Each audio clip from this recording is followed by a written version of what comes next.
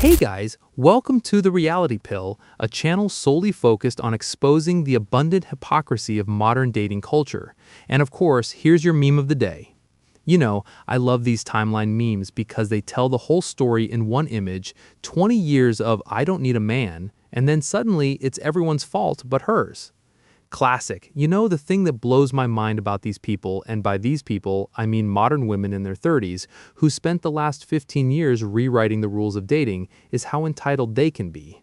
They want traditional men with traditional benefits, providers, protectors, pursuers, but they absolutely refuse to be traditional women themselves. They want his money to be our money, but their money stays theirs. They want men to approach them, chase them, give up seats for them, pay for everything, but bring nothing but demands and debt to the table themselves. It's unbelievable. I mean, the lack of self-awareness is just mind-boggling. But let me show you guys exactly what I mean by that. We got some stuff to get into, so let's roll the tape. All right, folks, so we've got a woman here who perfectly encapsulates this double standard mentality. She's going to explain to us exactly how modern dating works, or rather, how she thinks it should work. We got a woman on TikTok here explaining her financial expectations for a relationship. She claims that any man who wants separate finances is a walking red flag. Let's see what her actual definition of partnership looks like. Any man that doesn't want to have a joint bank account or isn't being transparent with his accounts or has separate accounts, that's a fucking red flag.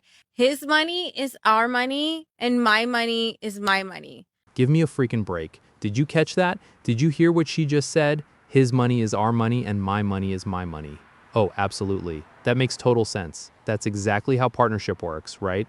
Yeah, I don't think that's how partnership works, sweetheart. You want to know what that's actually called? That's called financial domination. That's called entitlement. That's called I want all the benefits of traditional marriage with none of the responsibilities. Now, of course, out of context, it might be hard to understand what's going on here. So let's break it down. She wants complete financial transparency and access to every dollar he earns. She wants joint accounts where she can monitor, control, and spend his money.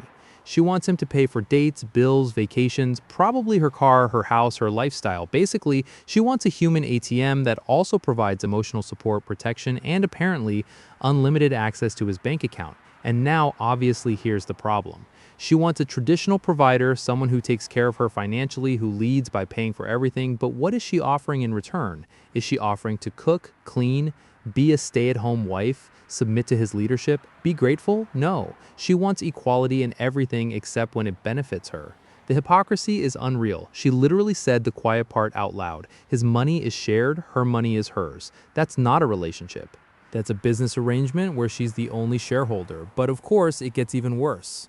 It's not just the financial entitlement, it's also the fact that this mentality extends to every single aspect of modern dating. And for me, it really begs the question, what exactly do these women think they're bringing to the table? What man in his right mind would sign up for this? I mean, just look at what happens when we expand this pattern. And of course, it's not just her. This didn't just happen in a vacuum. We've got another woman here who takes this entitlement to a completely different level. This one involves actual paternity fraud. But don't worry, she still thinks she's the victim. We got a woman here on TikTok admitting to paternity fraud, explaining why she chose the richer man over the biological father, and now crying because her scheme completely backfired. It really be your own people, dude. My 16-year-old just found out that his dad isn't his real dad anymore because of my bitter-ass sister. She claims it's for his own good. But in what way is that for his own good? When I found out I was pregnant with my son, I made the logical choice to pick the father that made the most money. His real dad was working at McDonald's for like $8.25 an hour. I don't want that as a man. And I got pregnant, and so I picked the richer dad. And although the richer dad didn't take care of him and hasn't been around, he does pay child support, and he pays a lot, and it pays for a majority of my rent. Well, my sister never liked that, and I finally let her have my son thinking I could trust him.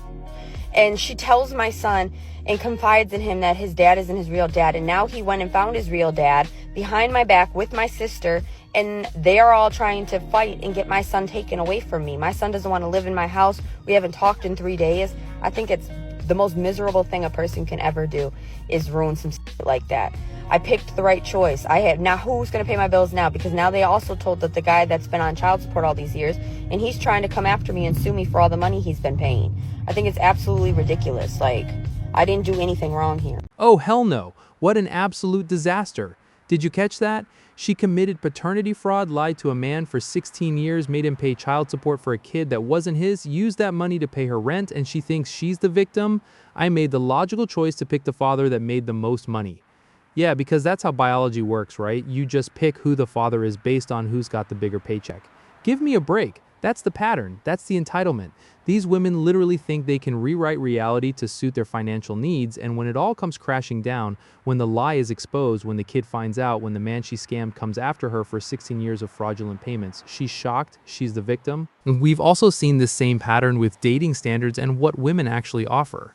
Let me show you another clip that perfectly illustrates this standards versus offerings problem. Here are my 5 non-negotiable standards for my next partner that I am not wavering from. I'm not making any exceptions. They have to meet these criteria or I am not going to pursue anything serious with them, plain and simple.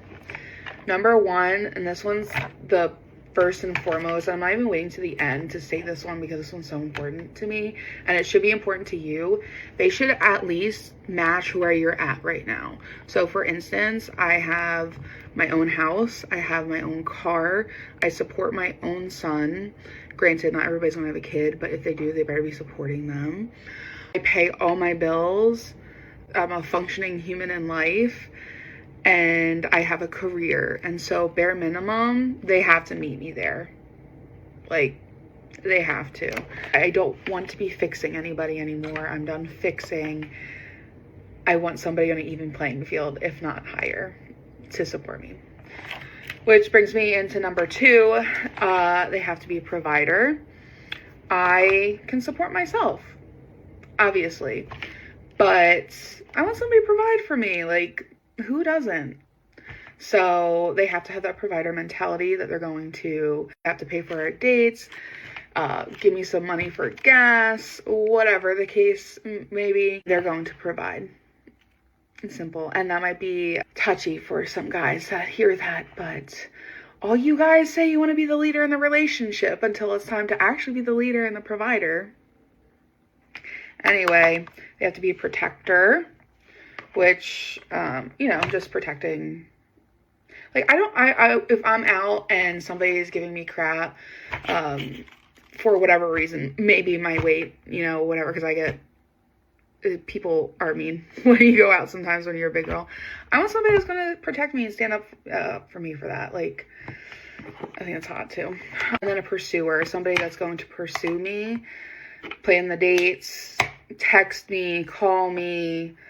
I'm not going to be begging for them to want to be near me or call me or whatever. So they're going to be the pursuer. The 5th one, I would just say, kind of a lot, got to cram it all in there, but they have to be loyal and funny and romantic. I know those are 3 different things, but I want to keep it at 5. So loyal, funny, romantic, those are the standards. Those are characteristics that I want my partner to have. And if they don't have them, then they're not my partner. Simple. What are your 5 non-negotiable standards that your future partner has to meet? And again, there's a more exhaustive list, but these are top 5. Let me know. Are any of ours the same? Bye. There it is. Look at this. She starts by saying they have to match where I'm at, house, car, career, support her kid. Okay, fair enough. Equal playing field, right? But wait. Then she immediately pivots to they have to be a provider. They have to pay for dates, give her gas money, whatever the case. She says I can support myself, but then demands someone who provides for her. Which is it? And then my favorite part, they have to be a protector. She wants someone to stand up for her when people are mean to her about her weight. Okay, so you want a bodyguard who also pays your bills and also plans all the dates and also pursues you constantly while you do. What exactly? Oh right, she offers loyal, funny, and romantic. That's it. That's the list. So to recap, he brings house, car, career, all the money, all the planning, all the protection, all the pursuit. She brings personality traits, traits that literally every human being should have in a relationship. What are you bringing to the table? The answer appears to be demands. And the part that kills me is that not only is all this entitlement clearly going on, but they don't realize that men are actually paying attention. Men are watching. Men are opting out. You know what happens when you tell men for 20 years that they're toxic for wanting traditional roles, that they're misogynist for having standards, that they need to man up and provide while simultaneously being told that women don't need them and shouldn't serve them in any way? The result, men stop approaching, men stop committing, men stop marrying, and then these same women stand around wondering where all the good men went. It's absolutely insane, and look where this mentality leads. We've got a woman here asking a very important question, one that she could answer herself if she had any self-awareness. Question for the men. Why is it that so many men have stopped approaching women entirely? Because I feel like back in the 90s and early 2000s, it was so common for men to walk up to women and, have a conversation, maybe go on a date or stuff, but that doesn't seem to happen anymore at all. Why? Like, what's going on? Welcome to the wall. This is what happens when you spend 2 decades demonizing male sexuality, calling approach attempts harassment, demanding men pay for everything while offering nothing, rewriting marriage laws to favor women, and publicly celebrating your independence from men. The market doesn't lie. When the cost of dating goes up and the value proposition goes down, demand drops. These women treated dating like a buyer's market for their entire 20s, and now they're shocked that the sellers have left the building. Brothers, here's what you need to understand. Don't be the guy who falls for this. Don't be the simp who hears his money is our money and my money is my money and thinks, yeah, that sounds fair. Don't be the guy who commits to a woman who sees you as a walking wallet and status symbol. Know your worth. You deserve better than being a utility provider for someone who offers nothing but attitude and debt. You deserve better than paternity fraud. You deserve better than someone who demands you pursue them, protect them, and provide for them while they contribute funny and romantic to the relationship. So we've got financial domination disguised as partnership. We've got paternity fraud disguised as making the logical choice. We've got impossible standards with zero reciprocal value. And we've got an entire generation of women who treated men like disposable utilities, now wondering why those men have walked away. Welcome to reality. The wall doesn't forgive. Biology doesn't care about your feelings. The market doesn't lie, and consequences are real. When you spend 20 years telling men they're unnecessary, toxic, and only valuable for their paychecks, don't be shocked when they stop showing up. When you commit paternity fraud and treat men like walking child support payments, don't be shocked when it all falls apart. When you demand access to his bank account while keeping yours private, don't be shocked when he runs for the hills. This is what modern dating culture has created, and brothers, you don't have to participate. You don't have to be the backup plan. You don't have to be the wallet. Know your worth, protect your assets, and never apologize for having standards. Let me know in the comments. What's the most ridiculous double standard you've encountered in modern dating? And would you ever agree to, his money is our money, my money is my money? I'll be reading your comments and featuring the best one. If you enjoyed this reality check, smash that like button, subscribe to the channel, and hit the notification bell so you don't miss the next one. Thanks for watching, and I'll see you on the next.